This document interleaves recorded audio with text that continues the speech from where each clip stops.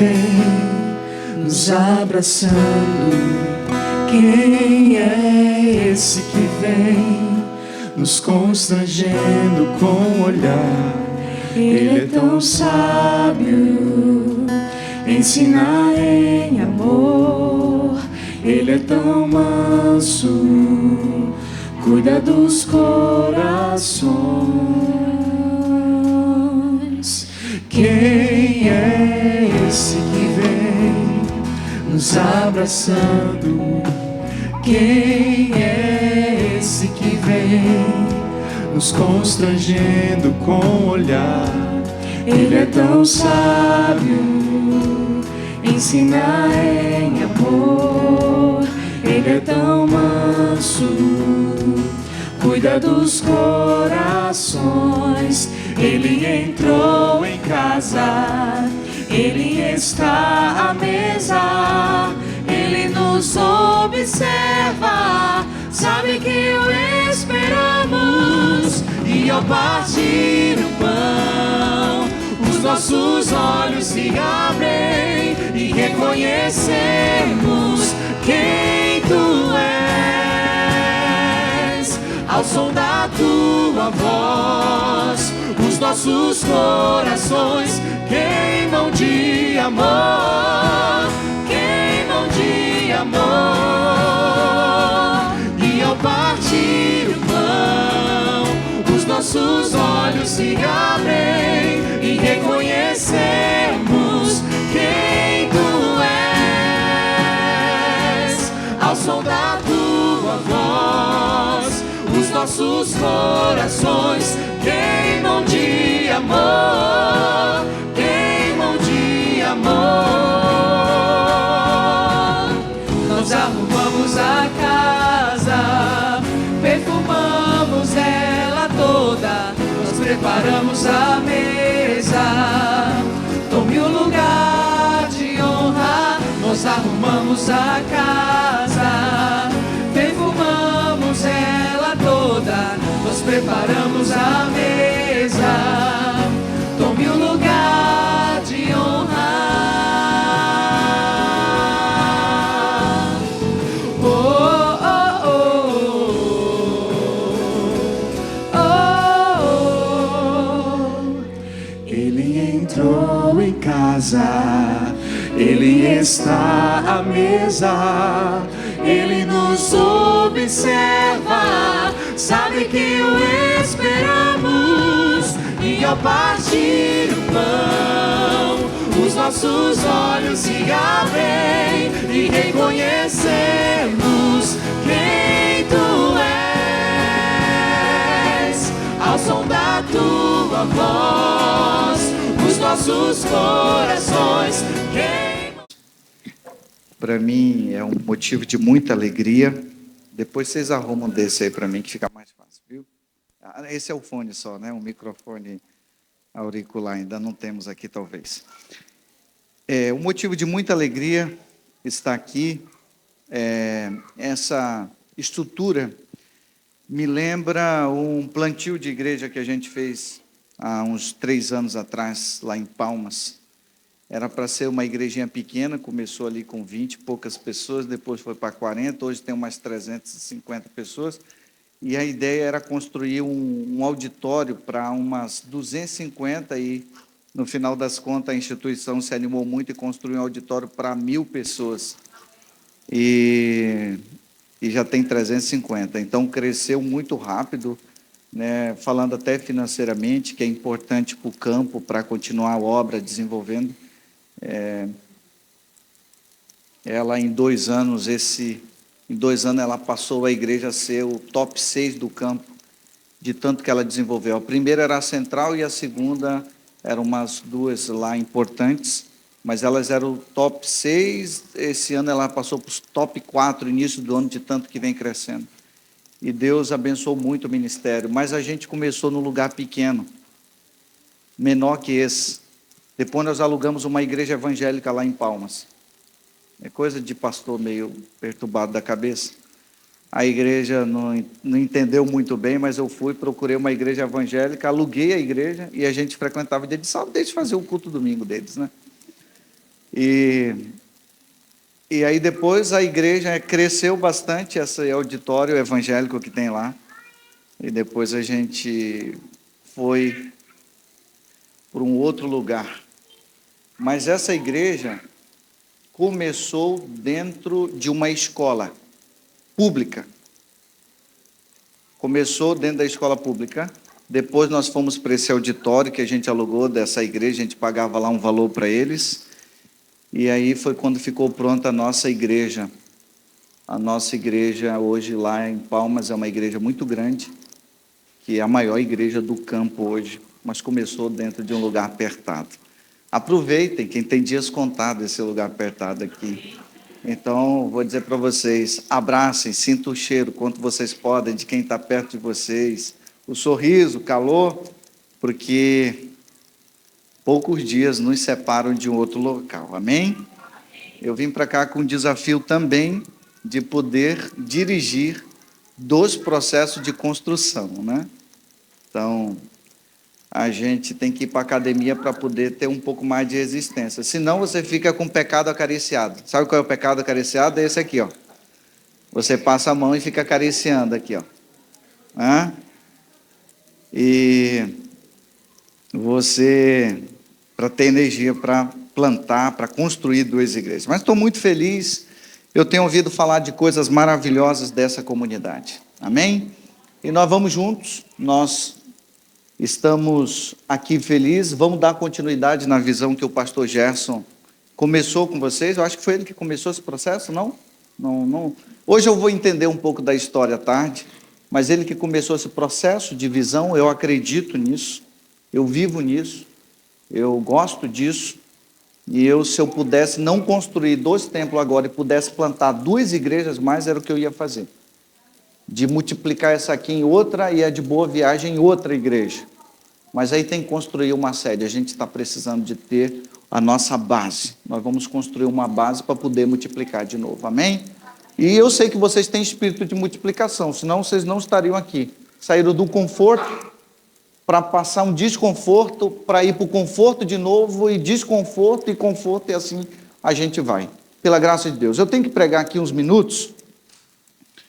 E eu quero convidar você a abrir a sua Bíblia no livro de Atos. Você abre a sua Bíblia. Agora que eu tive a resposta que é transmitido esse culto aí, quero cumprimentar quem está nos acompanhando pela internet, viu? Eu não sou muito bom de câmera, embora a igreja lá tive que implantar, né, na pandemia. Um pouco antes da pandemia nós implantamos lá na Central de Palmas a transmissão. Eu não sou muito familiar com a câmera, mas a gente tem que acostumar, viu? A gente parece que fica um pouco mais tímido. Mas eu quero também cumprimentar você que está nos acompanhando. Essa aqui é a comunidade Boa Viagem, aqui no Recife. E essa é uma comunidade que vem crescendo. E obrigado por participar conosco. Você também pode fazer parte desse projeto. Esse projeto de construção, de expansão do reino de Deus aqui nessa cidade, nessa região nobre de Recife, onde nós vamos poder multiplicar nessa cidade o reino de Deus através dessa pequena comunidade. Amém? E você pode também participar nos momentos de adoração que tiver, na hora de dizimar, na hora de fazer o seu pacto, na hora de fazer a sua oferta. Você pode direcionar aqui, que vai ser muito bem utilizado nessa expansão do reino de Deus. Por que eu digo isso? Porque tem muita gente que acompanha a gente, às vezes tem gente lá da Europa, dos Estados Unidos, outros lugares do Brasil, gente que não vai na igreja, e escolheu, às vezes, essa igreja aqui para ser a sua igreja. Então, participa conosco de uma adoração completa, não só da palavra, não só do louvor, mas também na parte de adoração financeira. Abra sua Bíblia no livro de Atos, no capítulo 1 do livro de Atos. Pega a sua Bíblia, puxa ela aí do banco, do seu colo, abra a sua Bíblia. Nós vamos estudar aqui um texto. Eu preciso de tem aqui um relógiozinho para a gente não se perder no tempo. Tá bom, eu vou aqui com vocês. Disseram que aqui não tem problema ficar até pregando até mais tarde, né? Mas o pastor fica sozinho pregando, né? Capítulo 1, verso 8. Vocês conhecem bem esse texto. diz assim: mas recebereis poder ao descer sobre vocês. Estão comigo ou não estão? Estamos juntos? Recebereis poder ao descer sobre vós quem? E sereis minhas testemunhas, tanto em Jerusalém como em toda a Judéia, Samaria e até os confins da terra. Não há limite para a expansão do reino de Deus. Não há limite. Você tem que entender isso, cedo ou tarde, não há limite para a expansão do reino de Deus. Por isso que Jesus disse que o Espírito Santo é o único ser que pode nos tornar ilimitados. Quando Jesus fundou a sua igreja, quando ele disse, Mateus capítulo 16, 18, eu vou edificar a minha igreja e as portas do inferno não prevalecerão contra ela, Jesus estava falando que o único que é limitado é o reino das trevas, e não o reino de Deus. Ele disse, eu vou edificar a minha igreja, e as portas do inferno não podem prevalecer.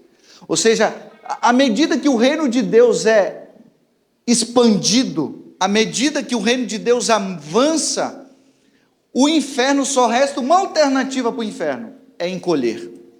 Diz que ele não pode fazer nada. A igreja avança, e as portas do inferno cada vez mais se encolhem quando o reino de Deus expande. É por isso que você está aqui, amém? E é isso que a gente tem que pensar. Nós estamos num reino, na construção de um reino espiritual, que todos os dias, milhões de pessoas, milhares de pessoas, talvez milhões não, mas milhares de pessoas, estão decidindo o seu destino, indo para uma eternidade, para um lugar onde não tem esperança, dormindo sem Deus, morrendo sem Deus, e a gente não pode fingir que as coisas que estão acontecendo não têm a ver comigo. Você não pode olhar o cemitério apenas como um monumento histórico, de pessoas que por aqui passaram e agora descansam, estão debaixo da terra simplesmente. Você tem que olhar o cemitério como vidas que um dia passaram aqui, que você influenciou para o bem ou para o mal. Isso não incomoda saber que alguém está à beira da morte, o que você fez? A Bíblia nos chama para um momento de compromisso. Atos 1:8, vocês sabem do que está tratando o texto. O livro de Atos é conhecido por nós como Atos dos Apóstolos, mas teve alguém lá, o pai da igreja, um dos pais da igreja, no final do 3º século, início do 4º século, ele disse que esse título deveria ser mudado. Ele disse que em vez de ser chamado esse livro de Atos dos Apóstolos, esse livro deveria ser chamado de Atos do Espírito Santo. Porque não são os apóstolos que você vê atuando, é o Espírito Santo atuando através dos apóstolos. Então ele disse, em vez de ser Atos dos Apóstolos, deveria ser chamado de Atos do Espírito Santo. Porque é o Espírito Santo que você vê, é o Espírito Santo que fala, é o Espírito Santo que funda a igreja, é o Espírito Santo que batiza, é o Espírito Santo que envia, é o Espírito Santo que revela, é o Espírito Santo que batiza, é o Espírito Santo que separa. Veja, o Espírito Santo move a igreja, não são métodos. Às vezes muitas pessoas estão fundando por aí comunidade, mas esquecem de uma coisa, que não são os métodos que vai fazer a comunidade multiplicar, é o Espírito. Deus não usa métodos, Deus usa pessoas. E a gente não pode esquecer disso, que o Espírito Santo não vem para usar métodos. O Espírito Santo vem usar pessoas, talvez com métodos, ou sem métodos, mas Deus usa pessoas. É você que Ele vai usar. E no livro de Atos, nós encontramos aqui uma pergunta. Os discípulos perguntaram para Jesus, você pode ler comigo do verso 6, diz então, os que estavam reunidos lhe perguntaram, Senhor, será este o tempo em que restaure o reino a Israel? Jesus respondeu, não compete para vocês saber o tempo ou épocas que o Pai reservou pela sua exclusiva autoridade. Ou seja, as pessoas queriam saber se era o momento que Jesus iria tomar o messianismo terreno. Será esse o tempo que ele sentaria e administraria Israel, derrotaria o Império Romano, onde eles estavam subjugados? E Jesus disse assim, para vocês não interessa, nem sim nem não, Jesus responde. Jesus diz o que os olhos de vocês devem estar focados em outra coisa, não é no poder da terra, mas o poder do alto. E Jesus então disse: quanto a vocês precisam do poder do alto. Preste bem atenção, olhe para mim, estou desenvolvendo a minha mensagem nessa manhã, e eu quero dizer para vocês, amigos e irmãos, que o capítulo 1 de Atos, ele traz algumas coisas que nós usamos no dia a dia. Você já foi em um funeral, já acompanhou alguém que recebeu um diagnóstico desfavorável de um câncer, de um divórcio, de um filho que está no mundo das drogas? Você já acompanhou alguém, uma família, numa situação dessa de luto, de perda? Sabe o que a maioria das pessoas dizem no momento do desespero? Como força da cultura, do hábito, de tanto que ela ouviu, ela diz assim: eu quero que Jesus volte logo. Eu não aguento mais o divórcio. A dor do divórcio dói muito. Meu filho perdido. Eu quero que Jesus volte porque eu não suporto mais. Perdi mais alguém da minha família, estou sepultando um outro. As pessoas estão sempre dizendo que o centro do problema dela deve ser resolvido com a volta de Jesus. Mas ele, no momento do desespero, ele não pensa que Jesus já deu a solução para a igreja. A solução para a igreja não é a volta de Jesus. Se vocês lerem um livro chamado A Vinda do Consolador, de um dos grandes teólogos que a igreja teve, chama-se Leroy de Frum, escreveu um livro sobre a vinda do Consolador. E ele disse que a resolução da igreja adventista, o problema para a igreja, não é a volta de Jesus, é a vinda do Espírito. É a vinda do Espírito. O problema da igreja é a doutrina do Espírito. Alguns teólogos têm dito que essa doutrina do Espírito Santo tem sido a doutrina esquecida por muitos cristãos. E é evidente quando você descobre que uma pessoa não tem o Espírito, ou melhor, que o Espírito não a tem. Existem alguns irmãos nossos evangélicos que dizem que tem o Espírito Santo. A proposta bíblica não é ter o Espírito Santo, é o Espírito Santo nos ter. Ter o domínio da nossa vida, ter o domínio do nosso coração, ter o domínio sobre a nossa família, ter o domínio sobre a nossa língua, ter o domínio sobre o nosso bolso, ter domínio sobre os nossos gostos, sobre o nosso apetite. É o Espírito Santo ter o domínio da nossa vida. Jesus disse que a solução para a igreja é o Espírito Santo e não a volta de Jesus. Não pense, meus amados irmãos, que Jesus vai vir aqui. Essa não é a proposta. Jesus disse: a proposta é a vinda do Espírito Santo. É o único remédio seguro, sem efeitos colaterais para a igreja do nosso dia. Para você, para mim, para todos nós. Eu vou dissecar o texto um pouco. Ele diz assim, Jesus disse: recebereis poder. Receber poder. Você recebe poder para ter ou para ser? A proposta de Jesus é receber poder, não para ter poder. Tem muita gente buscando o batismo do Espírito Santo para ter poder, mas a proposta de Jesus é receber para ser e não para ter. Tem muita gente buscando o P do poder, mas o desafio de Jesus é receber para ser. Recebereis poder ao descer sobre vocês o Espírito Santo. É interessante que, sabe qual é a palavra central do texto aqui? De Atos 1:8. Sabe qual é a palavra que sobressai? Você consegue visualizar na sua Bíblia? Qual é a palavra que sobressai nesse texto?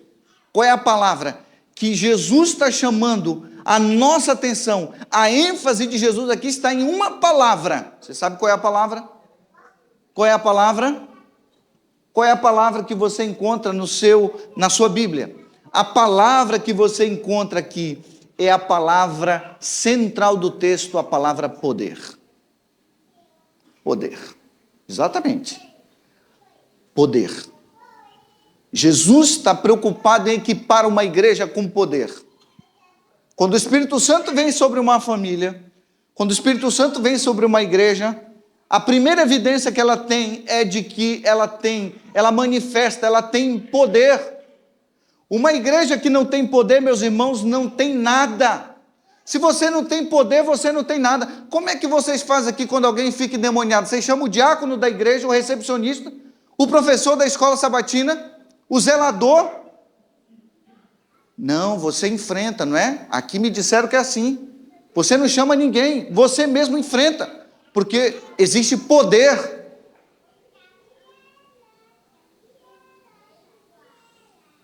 Ainda bem que vocês são diferentes de outras igrejas, porque nas outras igrejas o pessoal acorda o pastor 3 horas da manhã quando acontece isso.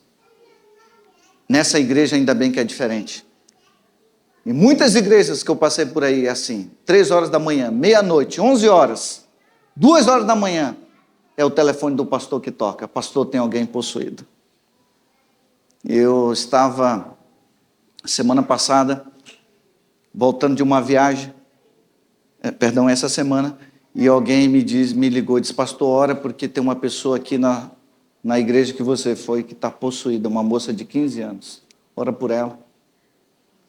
E o meu colega, meu sucessor que chegou lá, já chega com um desafio de lidar com uma situação assim.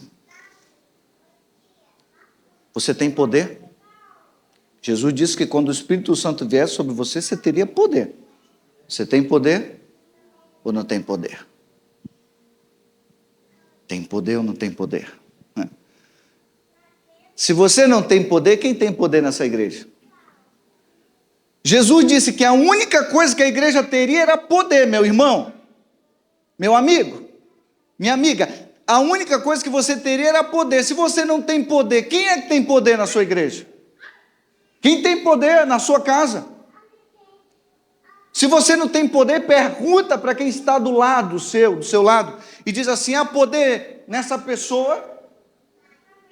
Se não tem, pede para perguntar para o diácono, pede para perguntar a alguém que trabalha na parte logística da igreja, da comunidade, se tem poder.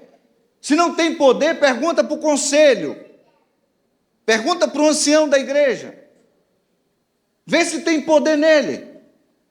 Porque a igreja que não tem poder é uma igreja morta. Uma igreja viva é uma igreja que tem poder, e Deus disse que teria poder para essa igreja.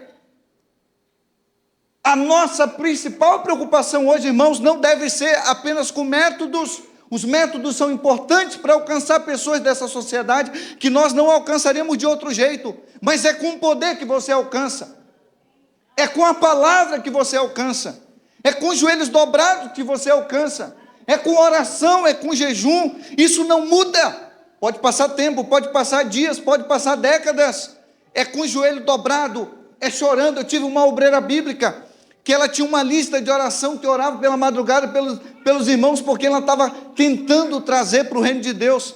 E ela dizia, pastor, eu oro toda madrugada, está aqui a lista, e me mostrou a lista, eu estou orando por esses, para que eles tomem uma decisão lá de Deus. E eu perguntei para ela assim, e quando é que você ora, como é que você ora por esses nomes? Ela disse, eu oro um por um, nome por nome.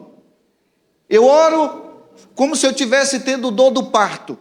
Eu oro por eles nome por nome. Eu disse, e quando é que a senhora passa de nome para nome? Ela disse, eu só passo para o outro nome depois de acontecer uma coisa com esse nome, quando eu estiver orando. Ela disse, eu oro tanto, pastor, nas madrugadas, que eu choro. Então, quando as lágrimas começam a cair num papel, em cima desse nome, eu passo para o segundo papel. E essa mulher é impressionante, quando ela subia no púlpito. Era impressionante quando ela saía para bater na porta das pessoas. Ela sempre tinha um êxito em ganhar alma. Sabe por quê? Porque nas madrugadas ela orava por cada nome. Impressionante. Você vai ver que a vida de Jesus, o ministério de Jesus é rico de 3 coisas. É rico de oração. O ministério da igreja primitiva é rico de louvor. E é rico da presença do Espírito. Meu tempo já acabou, e eu estou aqui na metade da minha fala, mas eu queria recitar com vocês alguns versos. Abra a sua Bíblia. Abra a sua Bíblia. Vocês chegaram tarde aqui, então vocês saem tarde hoje. Mas me dá mais uns minutos aí. Lucas. Abra a sua Bíblia em Lucas, capítulo 1. Rapidinho, eu não vou esperar você achar. Se você for bom de Bíblia, você me acompanha, senão você ouve. Vou ser bem rápido, a gente vai ter muito tempo para conversar nesses 10 anos aqui.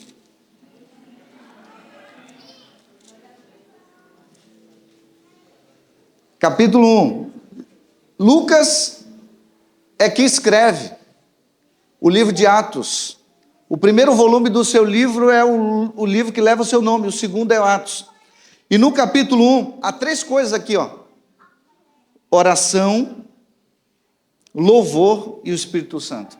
Vocês sabem que o Lucas é o único escritor não judeu do Novo Testamento. Talvez por isso que ele menciona mais o assunto do Espírito Santo, do louvor e da oração, mais do que todos. Capítulo 1, vamos lá, rapidinho. Capítulo 1, verso 10. E durante esse tempo, toda a multidão do povo permanecia da parte de fora fazendo o quê? Olha só o verso 13. Disse, porém, o anjo, Zacarias, não temas. Vocês completam aí, tá? Quando eu parar. Verso 13. Disse-lhe, porém, o anjo, Zacarias, não temas, por quê? Verso 15. Pois ele será grande diante do Senhor, não beberá vinho, nem bebida forte, será cheio. Aí você vai agora para o verso 35, respondeu o anjo, descerá sobre ti. De quem ele está falando aqui? Da vinda de Jesus. Verso 41, ouvindo esta saudação de Maria, a criança estremeceu no ventre, então Isabel ficou. Vocês estão percebendo que no capítulo 1 de Lucas há a menção aqui, que Zacarias era o sacerdote daquele ano, diz que ele era um sacerdote cheio do Espírito Santo, mas não creu, né? Em algum momento não creu que poderia ser pai. Cheio do Espírito Santo, diz que a Isabel, sua esposa, era uma mulher de, como que nós lemos agora? Cheia do Espírito Santo. E João Batista, o homem que segundo Jesus, foi maior no reino de Deus, disse que ele era cheio do Espírito Santo. Ou seja, quando um pai é cheio do Espírito Santo, uma mãe cheia do Espírito Santo, o que vai acontecer com esse filho? É o que aconteceu na vida de João Batista. E aí o texto continua dizendo, o capítulo 41, verso 64 diz assim, imediatamente a boca se lhe abriu e desimpedindo a língua, falava, louvando a Deus. Verso 67, Zacarias, completa aí comigo, Zacarias 67 de Lucas, cheio do Espírito Santo. Capítulo 2 agora, nós encontramos no verso 13, subitamente apareceu como um anjo, uma multidão da milícia celestial fazendo o quê? Vocês percebem que não só os anjos louvam, os pastores também. Aqui é o que toma conta da igreja. O verso 20 diz, voltaram então os pastores fazendo o quê? Capítulo 2, verso 20. Agora o verso 25, havia em Jerusalém um homem chamado Simeão, este era justo e piedoso, que esperava a consolação de Israel. E o que aconteceu? Qual era a principal marca dele? O Espírito Santo estava sobre ele. Verso 26, revelara-lhe quem? Verso 27, ele foi ao templo. Verso 28, Simeão tomou Jesus nos braços e ele fez o quê? Vocês estão percebendo esse movimento? É o Espírito Santo que manda, é o Espírito Santo que fala, é o Espírito Santo que envia, é o Espírito Santo que traz de volta. Esse movimento que você vê no capítulo 3, não vou ler mais, mas tem 2 aqui que eu quero ver. O verso capítulo 3, 22, diz que o Espírito Santo desceu sobre ele em forma de pomba. Capítulo 3, verso 22. Capítulo 4, verso 14, diz, então Jesus no poder do Espírito Santo regressou. E no capítulo 4, verso 18, diz, o Espírito do Senhor está sobre mim, ele me ungiu para fazer 4 coisas. Primeiro, evangelizar os pobres. Segundo, proclamar libertação. Terceiro, restaurar a vista dos cegos. E quarto, apregoar o ano aceitável do Senhor. Você vai ver isso no Evangelho de Lucas, o Espírito Santo, o louvor, e você vê a oração. E quando você vai lá no livro de Atos, agora voltamos lá para a gente terminar. Voltemos ao livro de Atos capítulo 1, quando você pega o livro de Atos, é isso que você vê a oração, você vê louvor, você vê palavra. Eu estou lendo uma série dos heróis da fé, homens e mulheres que marcaram a história cristã, que emergiram na oração, homens que passavam 3 dias orando, e meu Deus, eu tenho ficado desesperado, envergonhado quando eu estou lendo essa biografia desses homens. Lembro de alguns, por exemplo, como Jonathan Edwards, esse homem que pregou um sermão famoso, que passou 3 dias sem comer, passou 3 dias sem dormir, e quando ele subiu no púlpito para pregar, 3 dias sem dormir, 3 dias sem comer. Os biógrafos, o irmão que estava sentado à frente, disse que via o rosto dele como um anjo. Passou 13 horas orando sem subir ao púlpito. Antes de subir ao púlpito, Jonathan Edwards pregou um sermão famoso chamado Pecadores na Mão de um Deus Irado. Ele não conseguiu terminar o sermão dele, porque quando ele estava pregando, as pessoas gritavam no auditório da igreja, dizendo: eu estou perdido, porque havia passado tempo com Deus. Evan Roberts, aquele que foi o grande pioneiro do reavivamento do país de Gales em 1907, orou 13 anos pelo avivamento de Gales. 13 anos esse menino orou. Incomodou e chamou a atenção do mundo inteiro. Pastores do mundo inteiro queriam ver o que estava acontecendo no país de Gales, que os cinemas, teatros fecharam, os bares fecharam, o Congresso virou igreja, a Câmara de Vereadores virou culto, lugar de culto, de oração. Diz que até o consumo da bebida chegou a quase zero nessa cidade, nesse país. Mas sabe que o Evan Roberts, ele passou 13 anos orando pelo avivamento. E quando ele orou, ele foi trazendo os jovens para perto dele. Às vezes nós queremos trazer os jovens, não é método para jogar, para operar, para tanta coisa. Mas ele trouxe as pessoas, os jovens, para o momento de oração. E quando ele estava orando, impactou o mundo. Alguns pastores foram lá para conhecer a igreja, que agora ele era pastor Evan Roberts. Depois vocês leem sobre a história dele. Chegou para o culto, a igreja não tinha mais espaço para ninguém. E alguém foi visitar esse pastor dos Estados Unidos da América. Um pastor foi lá para visitá-lo. E quando chegou na igreja, a igreja não tinha lugar para ele. Ele, com muita dificuldade, sentou no primeiro banco e ficou procurando. Cadê o pastor, o homem que prega, o homem do Espírito, o homem que é avivado? Cadê ele? E ele não chegou. Esperou uns 5 minutos, lá vem o pastor, o jovem pastor. E quando ele adentra na igreja, ele se ajoelha no primeira cadeirinha lá, que era dele, banco. E ele passou 3 horas orando antes de começar o culto. E o culto não começava. 3 horas de joelho. Depois de 3 horas orando, ele levantou e disse: agora é hora de eu pregar. E ele pregou um sermão de 15 minutos. E o Espírito Santo desceu naquele dia. Jesus disse, capítulo 1, verso 8: vocês vão receber poder. Você já deve ter ouvido muito sobre isso, já deve ter pregado sobre isso. A palavra poder, existem 2 palavras no grego para poder. E eu já vou finalizando. 2 palavras para poder no grego. A palavra exousia, que é poder no sentido de autoridade. O pastor tem autoridade, ele tem poder. O ancião tem autoridade. O conselho tem autoridade. Mas nem todo mundo é do conselho. Nem todo mundo tem exousia. Mas a palavra grega aqui não é traduzida por exousia. Vocês vão receber, não é exousia, porque a palavra dinamis, ou dinamis, a palavra dinamis quer dizer poder, não no sentido de cargo, não no sentido de função, mas de uma energia que é dada ao crente quando ele recebe o Espírito Santo. Então ele diz assim: vocês vão receber dinamis. A palavra dinamis dá origem à palavra dinâmico, a palavra dinamite. E um dia eu estava pregando sobre isso numa igrejinha lá no interior de Goiás, em Pirinópolis. E um irmão que tinha sido das Assembleias de Deus estava assistindo o culto. E levantou e eu perguntei para ele: vocês sabem o que é dinamis? Aí falei para ele: vem da palavra, e expliquei.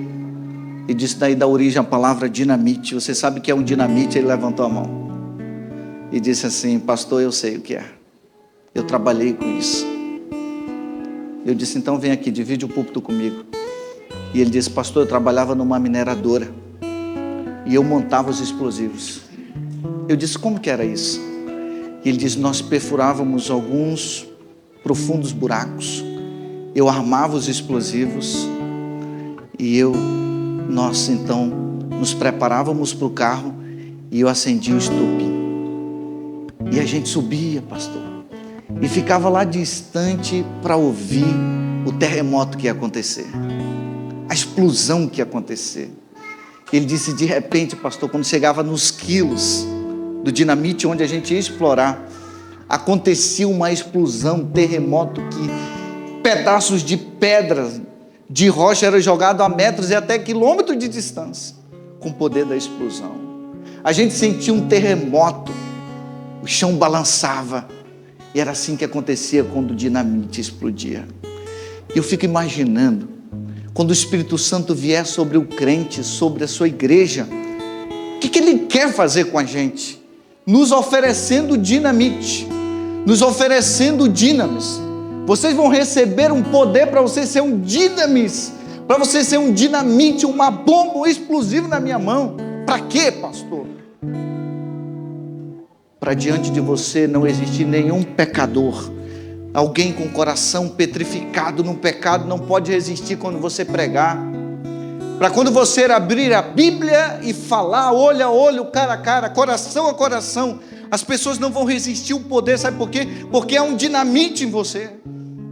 O Espírito dominando a sua vida é algo tremendo. Estava fazendo uma unção de uma menina lá, Miriam, lá de Palmas. Me chamou e disse: pastor, minha mãe está com câncer, fase terminal, vem aqui. E a mãe sabia, metástase, tudo tomado, aquela coisa toda, havia horas para ela partir. E aí ela tinha a preocupação dela, disse: pastor, faça a unção com muita dificuldade, só quando os meus filhos todos estiverem aqui. Cansada. E aí então chegaram as duas irmãs, e quando eu ia começar, o filho dela, que estava fora da igreja, no mundo, tanta coisa, ele pegou e saiu. Eu terminei a unção e o menino não voltava, e o povo andando atrás daquele hospital geral lá em Palmas, no hospital, para ele vir, porque a mãe queria. Aí cantamos um hino, já precisava, é uma cerimônia simples, mais profunda, precisava terminar, precisava sair. Ela disse: pastor, tenho mais um pedido, canta mais um hino. Cantava mais um hino, terminava o hino: pastor, eu gostei tanto desse hino, pode cantar de novo? Cantava de novo: pastor, eu lembrei que eu gosto mais de um outro hino, pode cantar esse outro hino? Depois eu vim entender porque que ela estava assim. Ela queria dar tempo para o filho voltar, no leito de morte. E ela disse, depois ela falou para a filha me disse, ela disse: a única coisa, minha filha, que eu queria era que meu filho tivesse a oportunidade de ouvir, nesse último momento, enquanto eu estou com vida, eu queria que ele ouvisse do amor de Jesus. E aí o filho chegou. O filho chegou. E eu vi que ela ficou feliz. E ela pediu de novo o hino. Nós cantamos o hino. Eu orei. Eu nunca tinha feito isso que eu fiz. Me deu vontade de fazer um apelo naquele lugar da unção. E eu olhei para o irmão dela que estava lá chorando. Sabia que poucas horas separavam ela da morte. E ela dizendo: pastor, só quero que tudo acabe, eu estou pronta. E eu fiz um apelo para o irmão dela que estava lá, irmão João, um senhor de idade que tinha estudado com os adventistas muitos anos atrás, mas ele não foi para frente. E eu fiz um apelo para ele, eu disse: o caso da irmã já está decidido. Agora falta de vocês. Irmão João, o senhor quer encontrar a sua irmã? Eu quero. Eu disse: então o senhor tem que tomar a decisão que a sua irmã tomou. E eu fiz um apelo naquele dia. Nunca tinha feito apelo em unção. Fiz um apelo e ele veio chorando, se ajoelhou no pé do leito da mãe, da irmã, e disse: eu quero entregar minha vida a Jesus, eu quero me preparar. Aí eu olhei para o filho cheirando a cigarro, a coisas, estava usando, tentando amenizar a sua dor. E eu fiz um apelo para ele, disse: as duas irmãs estão aqui do lado, falta você. Falta você. Você vai deixar a sua mãe descansar sem tomar uma decisão? Irmãos, ele tinha fugido no hospital inteiro, andado de um lado para o outro para terminar a cerimônia. Mas quando ele voltou, não tinha terminado. E quando eu fiz o apelo para ele, esse homem, ele transpirava, ele estremecia. começou a chorar, se ajoelhou do lado do tio. Eu quero Jesus. Quero entregar minha vida a Jesus. Quando o Espírito Santo invade a nossa vida, Ele nos dá poder na palavra. Vou terminar contando essa história, essa ilustração belíssima que eu encontrei. Diz que quando Jesus, Ele subiu ao céu, os anjos estavam aguardando-os para recebê-lo. O Salmo 24 fala que foi um dos hinos cantado lá, né? Você lê o Salmo 24, diz que um dos hinos que foi cantado foi o Salmo 24. Levantai, ó portas, as vossas cabeças, para que entre o Rei da Glória.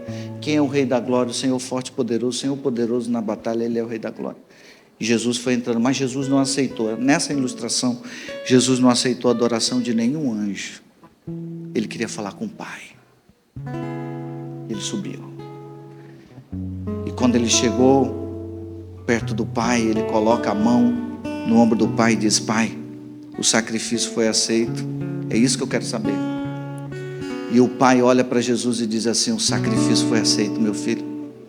Ele disse: eu passei 3 anos e meio pregando a tua palavra, curando, salvando, e eu quero saber se o meu sangue foi aceito. Ele disse: foi aceito completamente.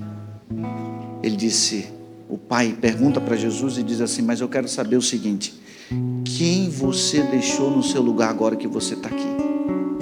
Ele disse: papai, eu preparei 12 homens durante 3 anos e meio para que eles conheçam o meu nome e o teu nome. Deus o Pai pergunta para Jesus na ilustração, diz assim: mas se esses 12 homens falharem, quem você deixou no lugar desses 12? E na ilustração Jesus disse: se os 12 homens falharem, papai, eu tenho 120 orando no cenáculo que eu posso enviar. Deus o Pai continua perguntando para Jesus e diz assim: mas se os 120 do cenáculo falhar em pregar o teu nome, quem você deixou no teu lugar? Ele disse: o Pedro acabou de fazer um sermão em Pentecostes, e agora já não são mais 120, são 3.000 que eu posso enviar se os 120 falhar. E se os 3.000 falharem, meu filho, quem você deixou no seu lugar? Ele disse: Pedro fez um sermão agora, papai, e agora não são mais 3.000, são 5.000. Se os 3.000 falharem, eu tenho 5.000 que eu vou enviar para que conheçam o meu nome. E Deus o Pai continua perguntando para ele: e se os 5.000 falhar, quem você deixou no seu lugar? Ele disse: se os 5.000 falhar, eu tenho uma igreja mundial. Eu tenho uma igreja espalhada nos continentes do planeta Terra. Que se os 5.000 falhar, eu tenho uma igreja no mundo inteiro que eu posso enviar. E elas vão continuar, essas pessoas vão continuar falando do teu nome. E agora o Pai pergunta para Jesus pela última vez e diz assim: e se essa igreja que você tem no mundo inteiro falhar, quem você deixou no seu lugar? Na ilustração, Jesus sabe de tudo, claro. Jesus contempla o seu sacrifício, a sua morte e ressurreição, a renúncia, e ele começa a chorar e diz assim: papai, se a minha igreja falhar, eu não tenho mais ninguém para enviar. Se a minha igreja falhar, eu não tenho mais ninguém na terra que eu possa contar. Mas papai, eu tenho uma boa notícia: a minha igreja não vai falhar. Enquanto a igreja estiver no meu nome, no meu sangue, no meu poder, essa igreja não vai falhar e ela não pode falhar. Você é a igreja. Você é essa pessoa que Jesus conta. Essa comunidade é a igreja que se levantou nessa cidade para fazer conhecido o nome de Jesus nesse local. Agora, por que o Espírito Santo não vem na sua vida às vezes? Porque há coisas que precisam ser vencidas. Quantos aqui a gente assiste por aí, pessoas que sobem na igreja sábado de manhã, e no sábado de manhã ele se alimenta do pão da vida, irmãos. ele come da fonte, dos frutos, do pão do céu no culto de manhã, mas quando é à noite, quando ele sai daqui, ele come o lixo do mundo. Por isso o Espírito Santo não vem. Outros vêm aqui, ou em outro lugar, no púlpito eles vêm e eles cantam melhor da música, eles bebem da fonte da vida, mas quando é durante a semana, sabe o que eles emprestam? O ouvido dele e a boca deles, para beber do esgoto do mundo. Tem muita gente que vem aqui e traz a melhor roupa às vezes para vir encontrar com você e com Deus, mas quando é durante a semana ele trai a sua família e ele fica despido em alguns lugares desse mundo. Por isso o Espírito Santo não vem,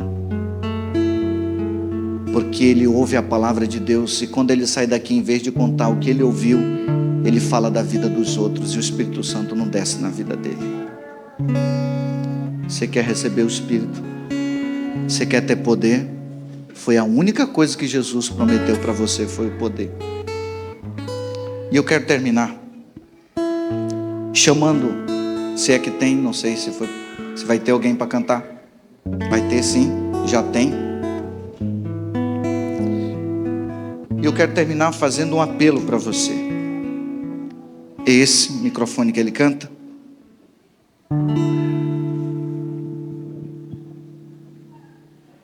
ele vai cantar agora essa canção. E é uma música conhecida, é uma música de entrega, é uma música de exortação, é uma música de rendição. Saia do seu pedestal, saia do seu orgulho, arranque a capa da hipocrisia, esqueça o diploma, não olhe para sua conta bancária agora, se ela tiver, principalmente se ela tiver recheada. O que você precisa fazer é se render a Cristo. Deixa que o vento do Espírito sopre sobre você e peça para que Deus te use, para que você seja enviado de Deus. Eu vou estar orando pela sua decisão. Não há espaço para você vir aqui, mas eu não posso nesse primeiro momento dizer para vocês que essa igreja não vai ser conduzida de outra maneira, tem que ser pelo Espírito. E quem quiser trabalhar comigo nessa igreja vai ter que buscar o Espírito comigo junto. Senão, você vai ser apenas uma comunidade social. Mas se você quiser ser uma comunidade espiritual, é ao Espírito que você se rende. O convite foi feito agora e ele vai continuar sendo feito a partir de agora através da música.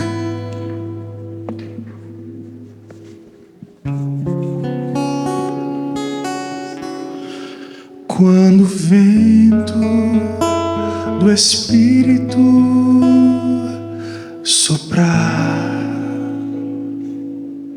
uma chama viva vai aparecer. Nossos filhos e filhas irão profetizar, nossos velhos sonharão e a igreja mudará quando a comunhão for a arma principal. E a rotina desses nossos dias sair do seu normal, descerá sobre nós o fogo do Espírito. Viveremos o Evangelho e Jesus Cristo vai voltar. Por que será que ainda não aconteceu? Por que razão não temos fogo para queimar pecados escondidos, uma fé adormecida, mandamentos que insistimos em quebrar? Por que razão? Por que será?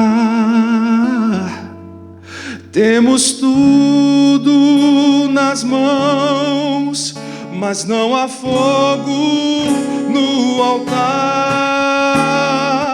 Mas quando o vento do Espírito soprar, uma chama viva vai aparecer. Nossos filhos e filhas irão profetizar, nossos velhos sonharão, e a igreja mudará quando a comunhão for a arma principal. E a rotina desses nossos dias sair do seu normal, descerá sobre nós o fogo do Espírito. Viveremos o Evangelho e Jesus Cristo vai voltar. Viveremos o Evangelho e Jesus Cristo vai voltar.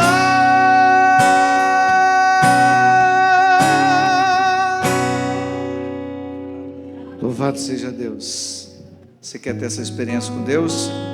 Agora é com você. Eu preguei, ele cantou, agora é você que tem que decidir. Eu não posso fazer isso por você. Mas se tem alguém aqui nessa manhã, não quero que seja toda a comunidade, mas se tem alguém aqui, pode ser uma única pessoa, que o Espírito Santo pode tocar a campainha da sua casa às 4:30 da manhã, vai encontrar uma mulher de joelhos. O Espírito Santo pode trocar a campainha da sua casa às 6 horas da manhã, vai encontrar um jovem de joelho buscando o Espírito. E se não tem nenhum desses aqui, Deus está chamando esse batalhão. Não adianta ter uma igreja para 300, 500, 1000 pessoas, se não há pessoas entregues à sua vontade ao Espírito. Tem aqui uma menina, uma criança, um adolescente, um jovem, um pai que tem coragem de levantar nessa manhã e dizer assim: pastor, Deus pode chamar um homem para esse tempo, para essa cidade, para esse lugar, e esse homem sou eu. Deus pode chamar uma mulher, Deus pode chamar um jovem, Deus pode chamar uma família inteira. E se Ele chamar, pastor, como Ele me chamou nessa manhã, Ele pode me chamar e Ele pode me enviar, e Ele pode contar comigo. Quem são vocês? Isso é tudo que Deus pode contar? Ou tem mais gente? Tem mais gente? Tem, pastor. Onde estão, pastor? Se todos estão em pé, eles não estão aqui, eles não conhecem, eles apenas ouviram, mas não há ninguém para fazer um apelo cara a cara, frente a frente, coração a coração. É você que é essa pessoa para sacudir a vida de alguém que está morto espiritualmente nessa cidade, nesses apartamentos. É você, meu amigo, é você, minha irmã, que Deus está levantando uma nova geração, um novo tempo nessa cidade. Você tem que acreditar que você não é produto de um movimento social, você é fruto, você foi gerado no útero da intimidade, você é fruto de uma comunidade espiritual. teu negócio é vida, teu negócio é alma, teu negócio é salvação, teu negócio é a cruz, teu negócio é o Calvário. Teu negócio não é entretenimento, teu negócio é salvação. Que bom que Deus levantou um exército. Ele prometeu em Ezequiel 37 que Ele levantaria até ossos secos, quanto mais pessoas em carne viva. Querem receber o Espírito? Eu vou fazer minha parte. Eu vou orar por você de manhã, como eu tenho orado. Eu vou continuar dobrando meu joelho por você. Eu vou continuar orando pela sua família, tá? Pelo teu casamento, pelos teus filhos, que é objeto da tua preocupação, pelo emprego, pela faculdade que está difícil terminar. Eu vou continuar orando. Mas principalmente eu vou orar para que a tua vida seja conhecida como uma casa onde o Espírito Santo mora. Vive. Você crê nisso? Quer receber esse Espírito? Então, com humildade, feche seus olhos. Se você estiver perto da sua família, abrace. Talvez até você brigou hoje, chateou alguém dele. Esse abraço já é um pedido de perdão e de perdoado também. Eu quero orar pela minha comunidade, pela minha igreja. O que eu tenho a dar para vocês hoje, nessa manhã, é isso. É um bocado de pão. Pai Santo, nessa manhã, o teu povo se rende, se dobra. Não são apenas pessoas que cantam e não se rendem. Não são apenas pessoas que louvam, mas não se entregam. Não se trata de pessoas apenas, meu Deus, que escutam e engordam espiritualmente. Não são pessoas que apenas oram e não creem na oração. São pessoas que estão dispostas a fazer a tua vontade. No capítulo 1 de Atos nós vemos que o Senhor promete, no capítulo 2 o Senhor cumpre, no capítulo 3 a igreja acredita, e a igreja se torna, meu Deus, um canal de milagres para o mundo que não conhecia o nome de Jesus. Nos ajude a crer, nos ajude a buscar, porque a tua promessa é real. Não há diferença entre promessa e realidade. Quando o Senhor fala, é porque o Senhor já tem para dar, e o melhor que o Senhor tem para dar é o teu Espírito sobre a tua igreja. Então dispensa, meu Deus, leva esse povo a queimar no altar, que a nossa vida seja esmiuçada, quebrantada. Meu Deus, se há um homem aqui em pecado, uma mulher vivendo uma vida dupla, meu Deus, traz essas pessoas para o teu altar. Não dá para viver com o coração dividido na tua obra, não dá para viver um coração dividido na tua igreja, meu Deus. Nós entregamos, nos rendemos completamente aos teus pés agora. Batiza-nos com teu Espírito. Que a grandeza da nossa vida seja a grandeza de Cristo e do teu caráter na nossa vida. Faz essa igreja prosperar. Faz essa igreja prosperar na sua família, nos seus negócios. Meu Deus, faz essa igreja amar o reino e as pessoas mais do que as coisas desse mundo. Eu oro, meu Deus, como teu pastor, para que a marca dessa igreja seja conhecida como não a igreja que vive apenas em comunidade, mas uma igreja que é a igreja do Espírito Santo. Eu oro em Jesus, amém.